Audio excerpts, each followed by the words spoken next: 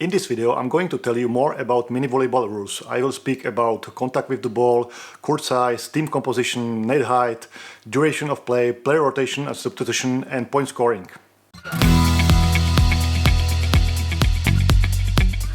Hi, I'm Jiri Popelka, VolleyCountry founder.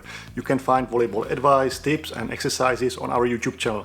Follow our channel and don't miss any advice or tip for you. In this video, I described mini volleyball, a difference between mini volleyball and volleyball, who can play mini volleyball, and now I want to share with you basic mini volleyball rules.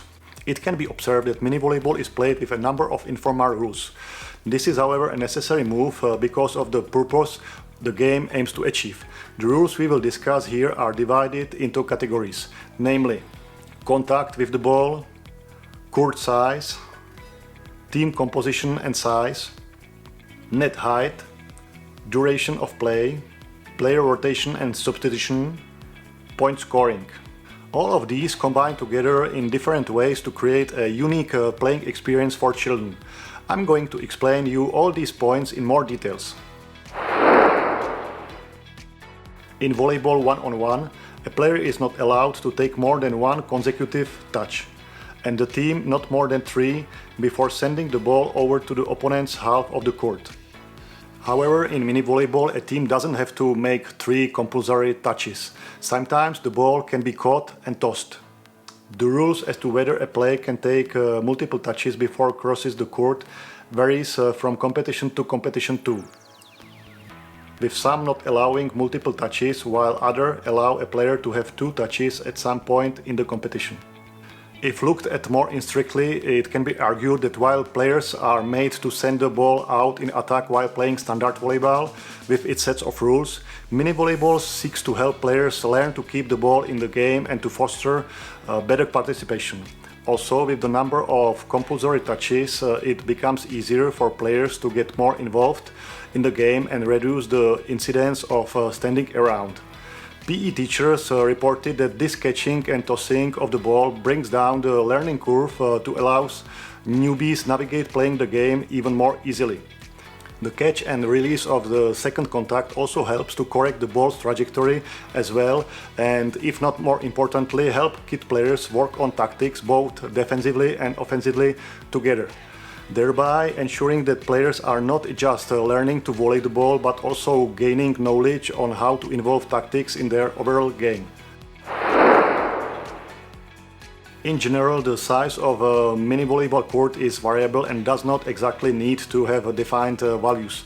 The game's prescribed court size is such that it can be derived from the other school of gym facilities. A mini volleyball court size 4.5 to 6 meters in width and 9 to 12 meters in length is roughly the same size of a doubles badminton court. By having such a rule as this, the program has answered the questions of accessibility. What this means is that huge investments in the name of a gymnasium, markings or buildings of new facilities can be avoided. On the gameplay side, a small court allows for more release during the game and makes it even more probable that all players will get a piece of it. Defense is easier because of the lesser ground to cover, and as such, play is more interesting.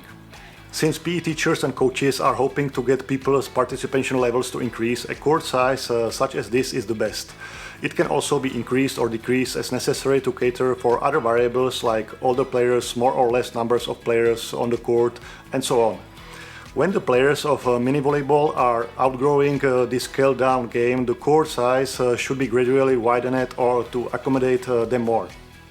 A sudden increase will pose difficulty to them, but doing it gradually blurs the learning curve and helps them to get better faster. The FIV rules book does not stipulate a team composition or size. It rather suggests a combination and selection size that has been tried and tested and found to engender more interesting gameplay and is good for the players' development in playing the game of volleyball. The team size can range from 2 players minimum to a maximum number of 6. Team combination has no caveats either, as long as all players are in the recommended age grade for playing mini volleyball. The ideal number, as suggested in the guidebook, is 4 players, combined in mixed format, boys and girls playing on the same team. Since boys and girls develop much the same way up to the age of 12, and schools at that stage usually like to organize sporting activities in a joint format, playing them together is necessary to keep the coach's attention in one place. Doing things this way fosters better communication and teamwork, is less exhaustive on the individual players and maximizes each one's potential by getting them more involved than they'd be in a six-man setup. Based on this table, we recommend playing mini volleyball with 2 players for children aged 6 to 10 years. Once you have children about 10 to 12 years old, they are capable to play 3 to 3 or 4 to 4 mini volleyball with rules similar to volleyball. With such a team composition, children are just focusing on game, and it will improve player interaction with the ball up to 100% more than when playing standard 6 against 6 volleyball. The height of the net for the grown-ups vary by a matter of inches, with the men's set standing at 8 feet or 243 centimeters and the women's own at 7.4 feet 224 centimeters. The net for mini volleyball is considerably shorter, around 2 meters, and is the same height for all players at particular age category.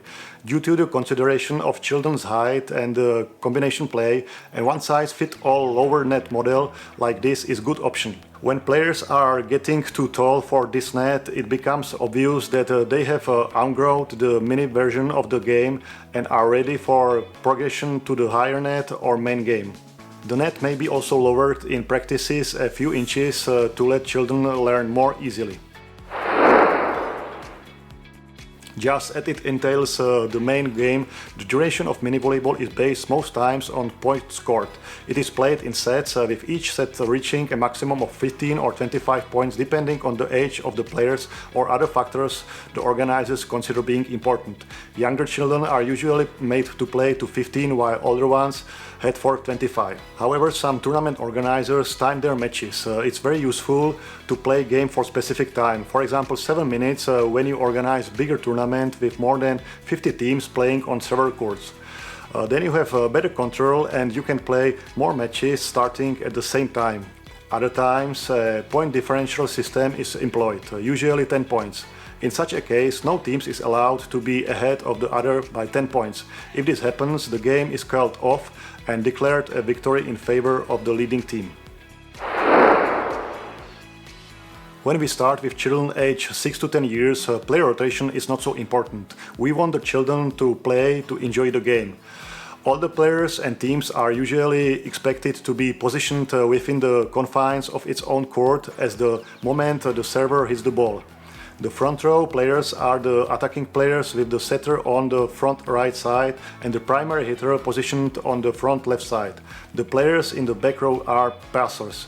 When the ball is already in play after a serve, the players may move around to affect the play, but they may not exchange position with another player. That only happens with rotation. Rotation is a common feature of all forms of volleyball game, and the players in mini volleyball rotate in a clockwise direction facing the net. The rotation also changes the server every time too, but this only has to happen when the team receives a point and the team rotates one position every time. The substitution rules vary from competition to competition, and while some allow substitutes to come on freely, most competitions only allow for substitutes in extreme cases, only where a player is injured and unable to continue or when a player is sent off. A team scores rally points when they play the ball into opponent's court without it being legally returned. Apart from receiving a point, the team also gets the ball to serve out. Sometimes scoring points from serve is possible, but a team is not allowed to score more than 3 points from serves. When a team has scored his 3 points, the serve is turned over to the other team to begin the game. In some forms of mini volleyball, a player is allowed a second service if he failed to complete her first one successfully. This is similar rule to tennis, where you have 2 attempts on serve.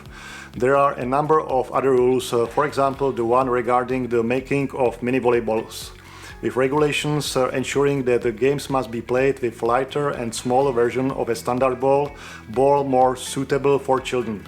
Other rules that may be observed are the limited timeouts rules as well, as participation requirements. In the participation clause, many competitions require a number of players must be available for every team, usually 4 players. When a team therefore has less than this number, they are loaned a player from another team to complete the numbers. If a player does not show up with his or her teammates, the team is deemed to have a default, and such a player is drafted into another team to continue to participate in the competition.